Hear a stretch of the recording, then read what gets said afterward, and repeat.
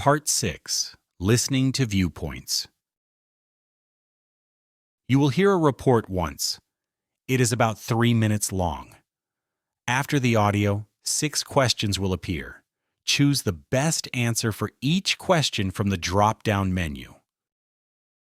Welcome to our community meeting. The main topic tonight is the city's proposal to build a community garden in Northwood Park. Let's hear what people think. Liam, you wanted to start. Thanks, Maria. I think this is a fantastic idea. A community garden would be so good for our neighborhood. It would give people a chance to grow their own fresh, healthy vegetables. I have 2 young kids, and I'd love to teach them where food comes from. Plus, it would be a great way for neighbors to meet and connect with each other. It could make our community more vibrant. I understand the good intentions, Liam, but I'm worried about the practical side of things. Who is going to pay for all this? The city's proposal says residents will need to rent the garden plots. How much will that cost? And what about the water bill? That could get very expensive during the summer. We also need to think about tools. Will everyone have to bring their own shovels and watering cans? It seems like there are a lot of hidden costs. I have a different concern. Northwood Park already has a problem with squirrels and sometimes raccoons. They dig up my flower beds all the time. A garden full of fresh vegetables would be a huge invitation for them.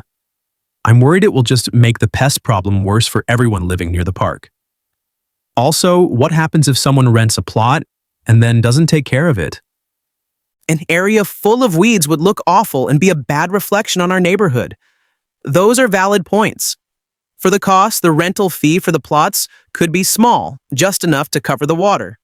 For tools, we could have a shared tool shed where people donate or share what they have.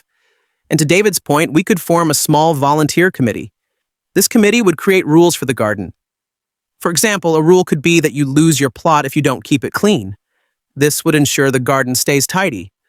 A volunteer committee sounds nice, but it's a lot of work for a few people, and I still think the costs are being underestimated. What if the shared tools break? Who replaces them? What if the water bill is higher than the fees collected? The city isn't offering to pay for any of this once it's built. It feels like we would be left with all the responsibility. I agree with Chloe that it's a big responsibility.